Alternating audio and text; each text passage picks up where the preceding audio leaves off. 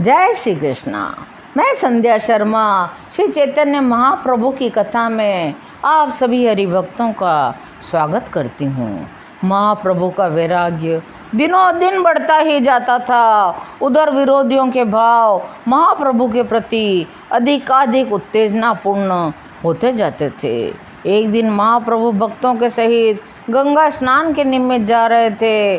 दो चार विरोधियों ने ताने कसे। तब आप हंसते हुए कहने लगे, पिपली के टुकड़े इसलिए किए थे कि उससे कफ की निवृत्ति हो, किंतु उसका प्रभाव उल्टा ही हो गया। कफ की निवृत्ति तो हुई नहीं और अधिक बढ़ने लगी। कहकर प्रभु हंसने लगे। भक्तों में से किसी ने इस गूढ़ वचन का रहस्य नहीं समझा। केवल नित्यानंद जी समझ गए। वे सोच गए, ताड़ गए कि जरूर प्रभु हम सबको छोड़कर कहीं अन्यत्र जाने की बात सोच रहे हैं। एकांत मिलते ही प्रभु से पूछा, प्रभु आप हमसे अपने मन की कोई बात नहीं छिपाते। आजकल आपकी दशा विचित्र हो रही है, इसका क्या कारण है? प्रभु ने नित्यानंद जी से कहा, श्रीपाद आपसे क्या छिपाव करना, तुम तो मेरे बाहर चलने वाले प्राणी ही हो। मैं अपने मन की दशा तुमसे नहीं छिपा सकता। सच कहूँ तो मेरा मन अब यहाँ नहीं लग रहा है। मैं अब अपने भी अधीन नहीं हूँ। जीवों का दुख मुझसे देखा नहीं जाता। मैं जीवों के कल्याण के निमित्त अपने सभी संसारी सुखों का परित्याग कर दूंगा।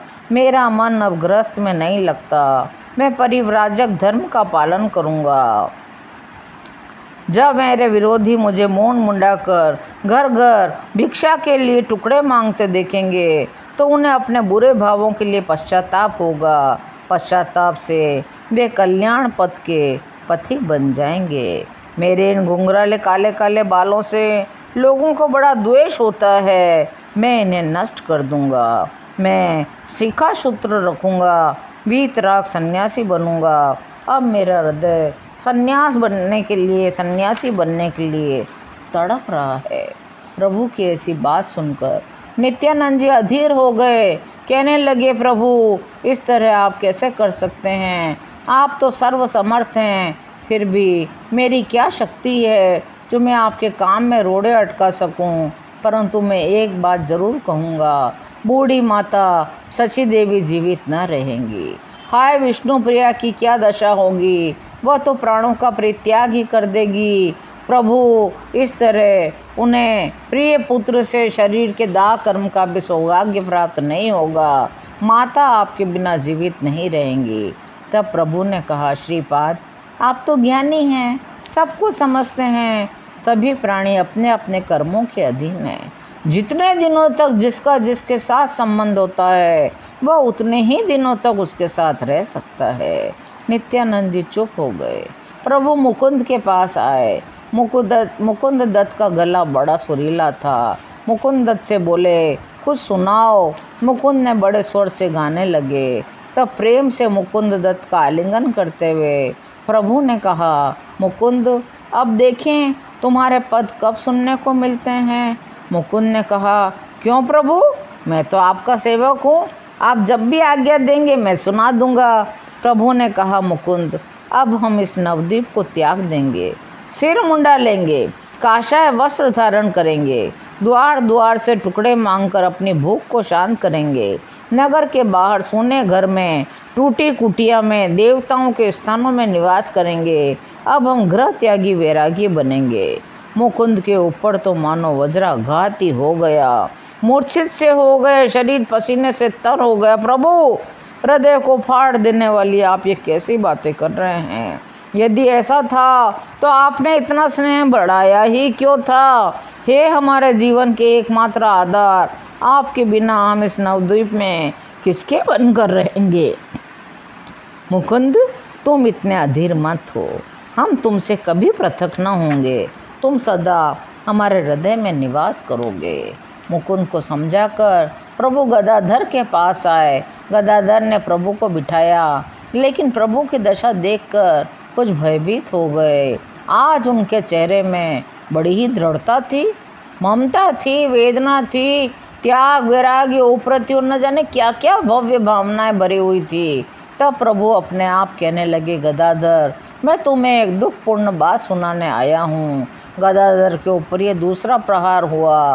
प्रभु ने उन्हें भी ये सारी बातें बता दी। तब कहा, गदाधर तुम इतने अधीर होगे तो भला मैं अपने धर्म को कैसे निभा सकूँगा। रूंधे हुए कंठ से गदाधर ने कहा, प्रभु मैं क्या कह सकता हूँ। आपकी इच्छा के विरुद्ध करने की कहने की किसमें सामर्थ्य हैं। प्रभु ने उनसे भी आज्ञा ली। गदाधर अब अपने वेग को और अधिक न रोक सके। प्रभु ने अपने कपड़ों से उनके आंसू पोंछे और कहा, गदाधर तुम मुझसे कब पृथक हो। मैं तो जहाँ भी रहूँगा तुम्हें साथ ही रखूँगा। तुम इतने अधीर क्यों होते हो। मंगलमय भगवान सब भला ही करेंगे। फिर नित्यानंद जी ने आया। फिर श्रीवास भी सब समझ गए। आप मेरे पिता तुल्य हैं। जब आप ही इस तरह मुझे हतोत्साहित करेंगे तो मैं अपने धर्म का पालन कैसे कर सकूँगा। मैं कोई बुरा काम करने तो नहीं जा रहा हूँ। मैं तो केवल मेरी दशा उस महाजन साहूकार सी है जिसका नाम तो बड़ा भारी हो लेकिन पास में पैसा एक भी न हो। मेरे पास प्रेम का बड़ा अभाव है। और श्रीवास पंडित ने कहा, प्रभु जो बड़भागी भक्त आपके लौटने तक जीवित रह सकेंगे वे ही आपकी कमाई का उपभोग कर सकेंगे। हम तो आपके बिना जीवित रह ही नहीं सकते। प्रभु ने फिर कहा, श्रीवास पंडित जी आप तो हम सबके पूज्य हैं। आप ही के द्वारा हम भक्त इतने दिन तक प्रेम सहित संकीर्तन करते रहे। इतने में मुरारी गुप्त भी आ गए। वे भी बेहोश हो गए। फिर कहने लगे, प्रभु आप जीवों का कल्याण समझेंगे वही काम आप करेंगे। मुरारी जी का भी गाढ़ा आलिंगन किया। उसे भी बहुत ढाढ़स बधाया। फिर कोई कोई कहता, अब हम उन घुंघराले केशों का काले काले कंधों तक लटकने वाले बालों में सुगंधित तेल न मल सकेंगे। क्या अब हमारे पुण्यों का अंत हो गया है। क्या नवद्वीप का सौभाग्य सूर्य नष्ट होना चाहता है। क्या अब नवद्वीप पर क्रूर ग्रहों की वक्र दृष्टि पड़ गई है। प्रभु के सभी भक्त प्रभु के वैराग्य की बात सुनकर बड़े दुखी हुए और दुख का स्मरण करते करते भांति भांति से विलाप करने लगे। आज की यह कथा यहीं विश्राम लेती है। शेष कथाओं को सुनने के लिए चैनल को सब्सक्राइब करिए और मेरे साथ प्रेम से बोलिए, हरि बोल, हरि बोल, हरि हरि बोल।